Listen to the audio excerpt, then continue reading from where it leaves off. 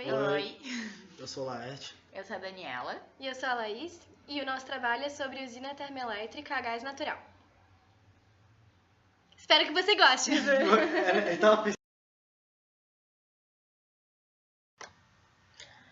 A energia elétrica é fundamental para a sociedade atual, sendo imprescindível no desenvolvimento das forças produtivas de um país e para a qualidade de vida da população. Entretanto, a geração da mesma produz impactos ao meio ambiente. Portanto, é de grande relevância a incorporação de aspectos ambientais no planejamento do setor elétrico, levando-se em consideração as mais diversas formas de geração e seus impactos durante todo o ciclo da atividade. Dentro dessas atividades está incluída a geração de energia através de usinas termoelétricas, as quais são relevantes fontes de impactos ambientais, principalmente na emissão de poluentes atmosféricos.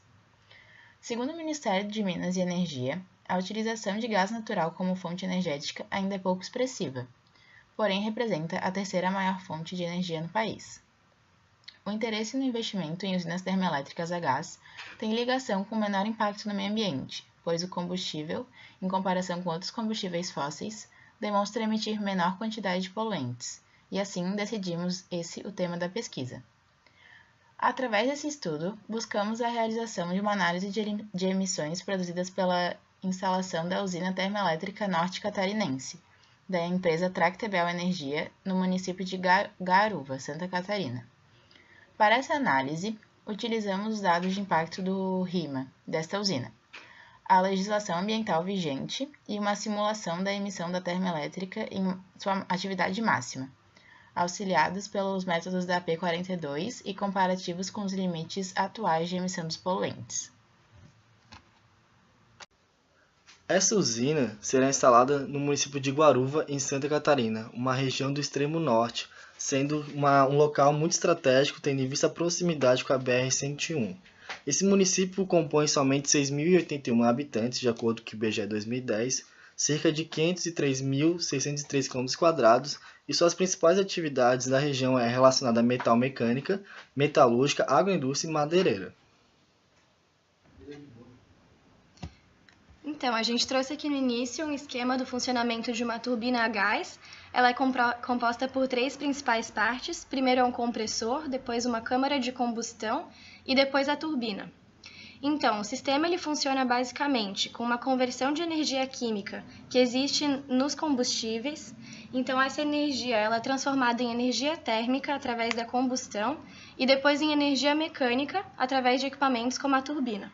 E no final, ela é transformada em energia elétrica, que é o objetivo das turbinas e das termoelétricas, né?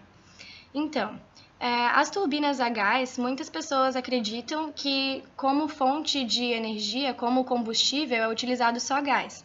Mas não, pode ser usado GLP ou gás natural, mas também combustíveis líquidos. Ela é chamada de turbina a gás porque o resíduo depois da combustão são gases e esses movimentam a turbina e geram a energia.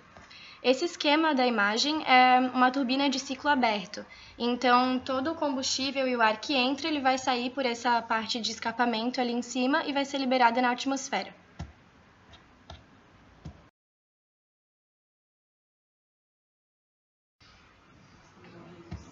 Então, essa termoelétrica que a gente estudou, ela funciona com ciclo combinado. E o que é isso? É quando tem uma turbina a gás junto com turbinas a vapor. Existe um acoplamento térmico entre as duas e o resíduo das turbinas a gás, em forma de vapor, ele é utilizado para gerar energia na turbina a vapor, então elas possuem um rendimento acima das turbinas de ciclo aberto. Então, as de ciclo aberto, elas têm um rendimento de 34% a 38%, enquanto as de ciclo combinado têm um rendimento de 50% a 55%.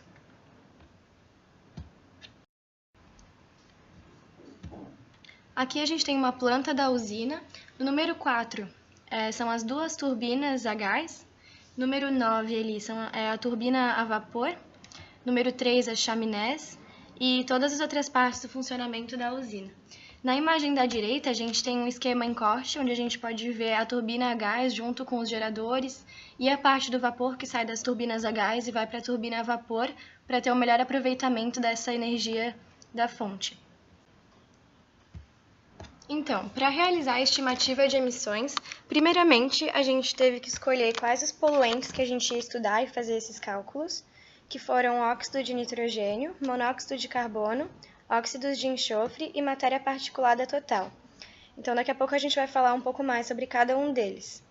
E para realizar a estimativa de emissões, quais foram os passos que a gente seguiu, né?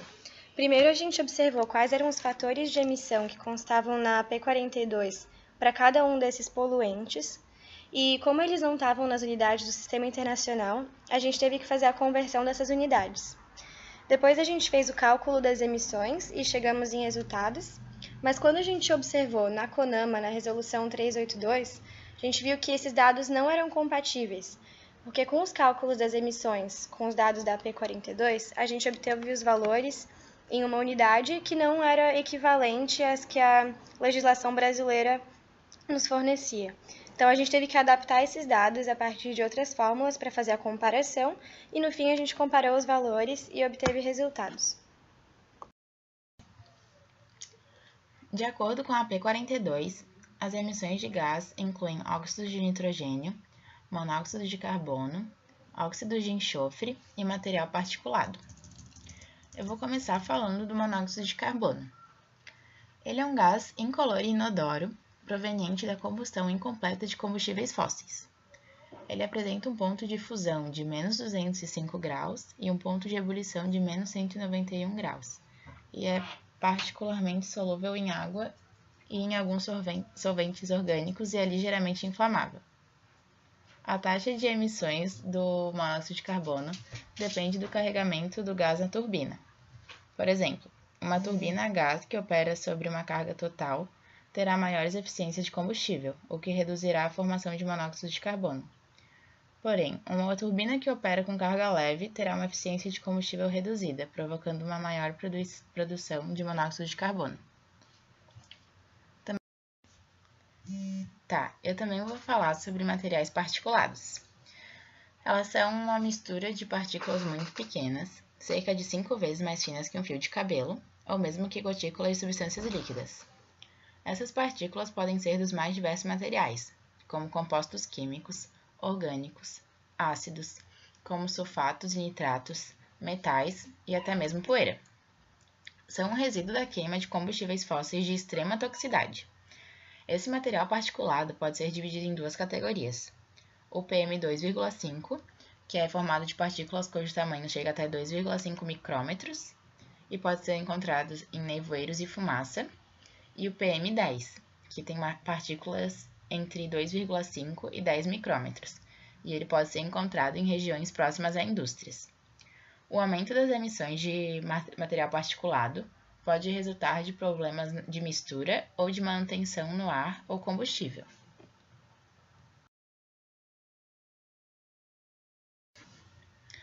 No grupo dos poluentes também tem os óxidos de enxofre e os óxidos de nitrogênio. Os óxidos de enxofre, o principal poluente é o dióxido de enxofre, que é um gás tóxico e incolor, que pode ser emitido por fontes naturais ou por fontes humanas, e pode reagir com outros compostos na atmosfera. Quando ele reage, forma um material particulado, principalmente na forma de ácido sulfúrico, que causa estragos ao meio ambiente e aos patrimônios individuais e públicos. Dentre os participantes do grupo dos óxidos de nitrogênio, apenas 2 poluentes primários são considerados relevantes à poluição atmosférica: o dióxido de nitrogênio e o óxido nítrico, também chamado de monóxido de nitrogênio. Alguns autores também incluem nessa lista o N2O, óxido nitroso, por exercer grande influência na estratosfera, relacionando com o efeito estufa. Processos de combustão tendem a emitir baixas concentrações de NO2 em relação aos valores de NO, mas ao entrar em contato com o oxigênio do ar, as moléculas de NO logo se convertem em NO2, e por esse motivo, as taxas de emissões são sempre calculadas considerando ambos os compostos, como sendo apenas NO2.